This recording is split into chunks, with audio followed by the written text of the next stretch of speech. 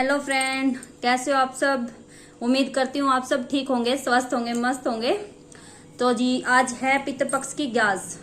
एक ग्यास को जो पितृपक्ष में ग्यास माता का स्मरण करते हैं या कथा सुनते हैं, कथा कहते हैं, उनको भगवान ग्यास माता की कृपा से सभी पापों से नष्ट हो जाते हैं। तो जी वैसे तो देखो मैं कोई पाप करती नहीं हूँ अपने नॉलेज में, लेकिन जो है हमारे घर पर चींटियां बहुत हो गई हैं, तो मेरे हाथ से वह बढ़ती रहती है।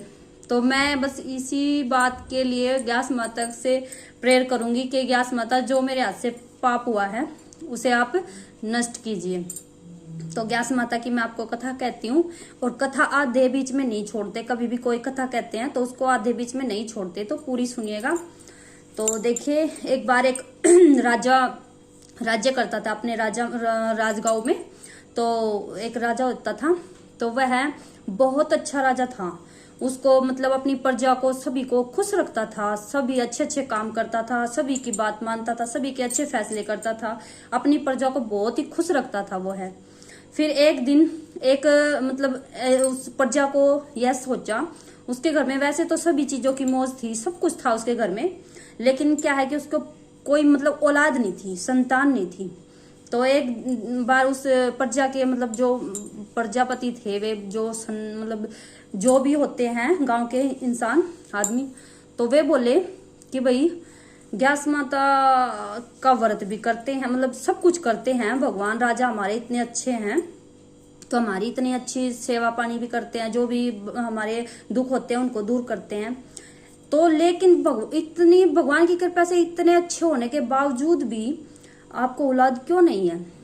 तो उसने कहा कि भाई ये तो मेरे को पता नहीं। तो भाई ऐसी क्या बात है जो राजा इतने अच्छे होने के बावजूद भी उनको कोई संतान नहीं है। तो उसने फिर कहा कि भाई मेरे को तो पता नहीं। राजा जंगल में एक ऋषि मुनि रहते हैं, उनसे पूछ के आते हैं, चलो क्या क्यों ऐसा है कि भाई हमारे राजा को इतने अच्छा होने के बावजूद भी कोई औलाद नहीं है। तो उसने देखा कि भाई हाँ, तो ऋषि मुनि होते थे पहले सब कुछ जान लेते थे वो देख करके। तो उसने देखा कि भाई इस जन्म में तो इसने कोई बुरा कर्म किया नहीं, सारे अच्छे अच्छे कर्म करता है, अच्छा ही सब कुछ होता है। तो उसने देखा अपनी दिव्य दृष्टि से कि इसने पिछले जन्म में जो पिछला बीत गया जन्म, उस जन्म में एक पाप किया है। तो भाई वो बोले कि भाई क्या पाप किया है। वो कहने लगे कि भाई ये राजा है, तो राजा कैसे बिना अगर ये पाप किया तो, कि एक बार की बात है, यह बहुत भिखारी था, कुछ खाने को नहीं था, तो इसे भीख में कुछ नहीं मिला। तो यह ग्यास का दिन था उस दिन।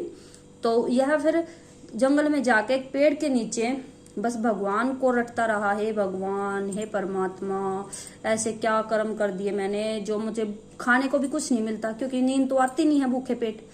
तो भूखे पेट यह सो गया। तो उसने देखा कि भाई ग्यास माता का उसका व्रत लग गया, क्योंकि भूखा पेट था, कुछ मिला नहीं था खाने को, तो उसका व्रत हो गया। उस व्रत के उपकार से तो यह राजा बना। लेकिन अगले दिन यह कुएं पे पानी पीने के लिए गया, तो वहां पर उसने एक गाय और बछड़े को देखा। बछड़े ने पानी पीना स्टार्ट किया कुएं के पास में बाल्टी में। तो बछड़े ने पानी पीने जैसे स्टार्ट किया तो उसने उसे धमका करके भगा दिया डंडी मार के। तो गाय को गुस्सा आया, गाय ने फिर उसे श्राप दे दिया कि जा, तू मेरी औलाद को पानी नहीं पीने दे रहा ना, तो तू बेऔलादा ही रहेगा, तेरे को औलाद का दुख पता चलेगा भाई कैसा होता है। तो इस दुख के कारण वह संतान से निवृत्त है। तो फिर उसने सोचा भाई कि कोई उसका उपाय बताओ। तो ऋषि मुनि ने उससे कहा ठीक है, मैं एक उपाय बता देता हूँ। ग्यास आएगी, पुत्रदा एकादशी बोलते हैं उसको। तो उस दिन आप ग्यास माता का व्रत रखना पूरी प्रजा, और उस पूरी प्रजा को बोलना कि ग्यास का जो फल मिलता है, ग्यास माता से हाथ जोड़ करके बोलना कि ग्यास माता अगर हमें थोड़ा सा भी पुण्य मिला है तो वो पुण्य हमें न दे करके राजा को दे दीजिए, जिससे उसके औलाद पैदा हो जाए और उसके पाप का नष्ट हो जाए।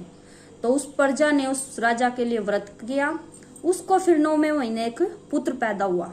तो जिस प्रकार ग्यास माता ने उसकी सुनी, उसी प्रकार सबकी सुनी। बोलिए ग्यास माता की जय हो। तो जी देखो, ब्राह्मण की लड़की हूँ, बहू हूँ, तो मैंने ये कथा सुनाई है। तो आप का भी भला और हमारा भी भला। तो सुनने वाला का भी इतना ही पुण्य लगता है और सुनाने वाले को भी इतना ही पुण्य लगता है। तो आप ग्यास माता की कथा, स्मरण कुछ भी मतलब जरूर करें। बोलिए ग्यास माता की जय हो।